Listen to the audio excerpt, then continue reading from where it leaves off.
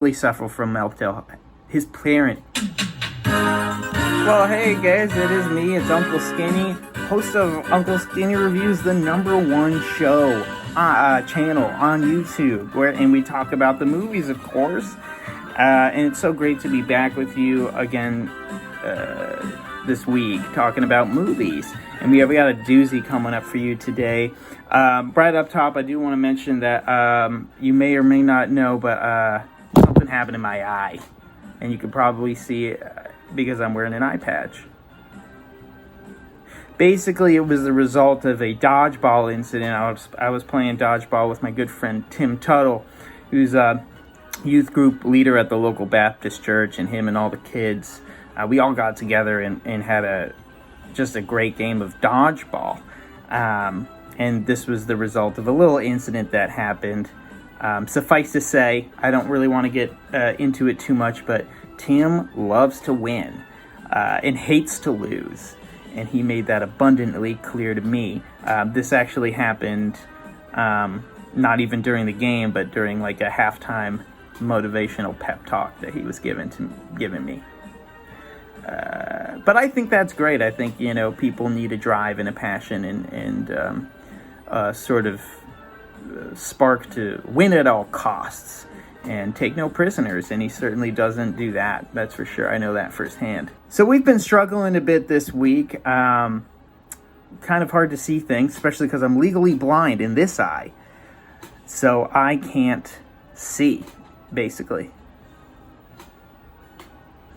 And I've been told that we are recording, so that is good. Otherwise I wouldn't know. But while I can't see, luckily I was able to see this week's movie, and it's a doozy. Okay, we're talking about I'm Thinking of Ending Things. It's on Netflix, came out this year, 2020, from director Charlie Kaufman. Really suffer from Meltdale. His parent. Now, Charlie Kaufman, as a filmmaker, has been known to make some pretty funky, wild, raucous movies. We're talking about Being John Malkovich being a great example. And he wrote Eternal Sunshine of the Spotless Mind, which I think really parallels I'm Thinking of Ending Things stylistically very much. I'm Thinking of Ending Things really suffer from Meltdale. His parent focuses around a couple characters here. We're introduced to Lucy, a 30-something-year-old woman who's expressing through some inner monologues a certain apathy about life, and specifically about her relationship with Jake. Jake, around the same age, very, very intelligent, albeit a little bit petulant.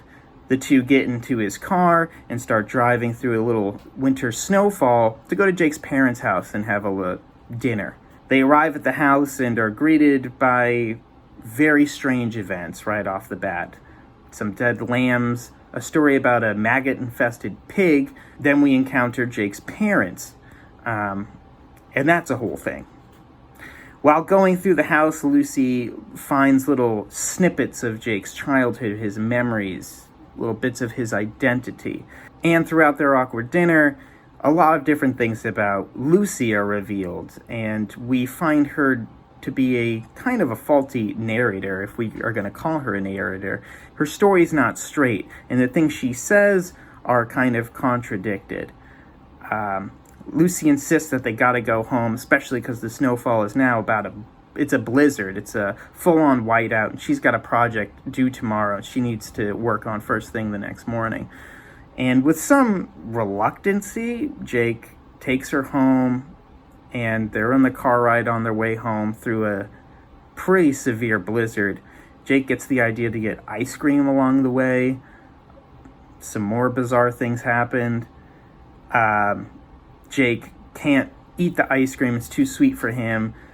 He wants to ditch the cups and insists on driving through some foreboding back road to go to his high school. And it's there that we run into a very mysterious, perhaps key figure to this whole thing, which is the janitor at the high school. Really suffer from Meltdale. His parent. Charlie Kaufman's film, I'm Thinking of Ending Things, is steeped almost at every turn in these hallucinatory, disassociating surrealistic moments, and tonal flows as well.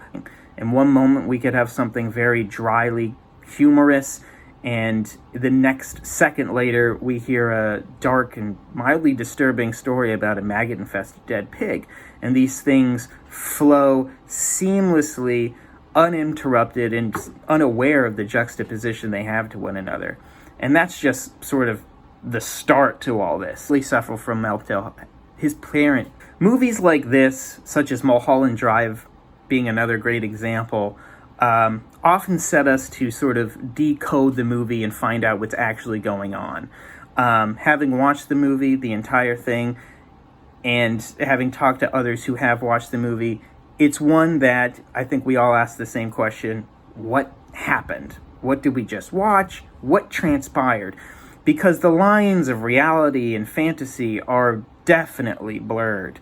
And I think there's a certain key to decoding the movie, and that is film. This film references films and other arts heavily, and I think they serve as sort of Easter eggs to uncovering the true nature of what actually happened. The discourse in the car about John Cassavetes' A Woman Under the Influence. They talk about David Foster Wallace's, the author of Infinite Jest, one of his essays in which he talks to how films affect reality and our perceptions of reality.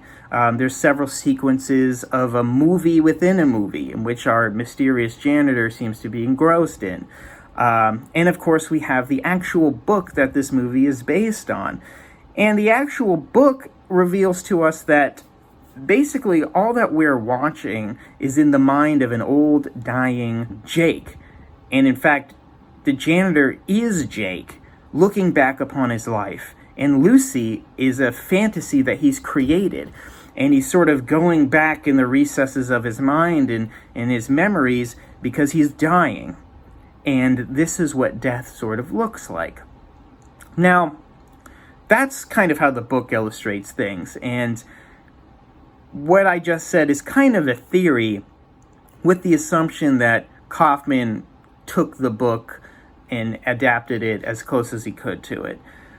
We don't really know. We suffer from mental, his parent. Other kind of things I noticed along the way is that there's definitely some commentary and statement about mental health, and it seems that there's characters in here that serves as Jungian archetypes. The basement, sort of the Jungian shadow.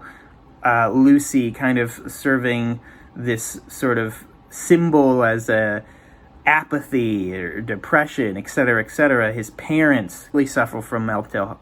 His parent really suffer from mental. His parent really suffer from mental. His parent really suffered from mental health, Alzheimer's being one that's clearly stated. And I think Jake himself suffers from a fragmented mind, and he's unable to understand the difference between reality and the fantasy that he's created for himself. He's not the movie star.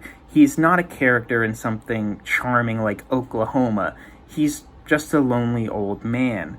This movie's definitely hard to pin down thematically, and if you really want to try digging to find out what happened, God bless you, because it's gonna be taxing, to say the least. I've drawn some conclusions that I think are pretty concrete in the movie. One is that, yes, there's a death in the movie. Whose death is kind of a little bit more elusive. I do believe there's a commentary about mental health in the movie. What kind of characters and what they're suffering and the reality of those characters are all tied in and are, again, also very elusive. Really suffer from mental.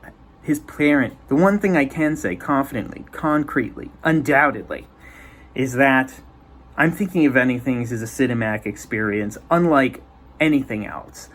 The attempts to portray an experience like dying or mental health is a very cerebral, and Kaufman does a lot of stylistic choices to get under our skin and make us question everything around us. One feels schizophrenic watching I'm Thinking of Ending Things. There's definitely effective and capable filmmaking at play here, and Kaufman's no rookie to having this method and approach to telling his stories. Again, we got to look at movies like Being John Malkovich and Eternal Sunshine of the Spotless Mind, which also have these sort of schizophrenic aesthetic choices going on. Really suffer from Melville, his parent. All said and done, at the end of the day, I think it's a pretty good movie. And I think it's good because it makes us question, it challenges us. And I think anything that does that has its merits. And personally, I kind of like the stylistic choices. They're very abstract. So I'm going to give I'm Thinking of Ending Things an 8 out of 10. That's right, guys. An 8 out of 10. And I think it's definitely worth watching. It's an experience, and it's one you won't forget anytime soon. And I'm personally looking forward to the next project Charlie Kaufman has under his belt with this one. Well, that's it for me this week, guys.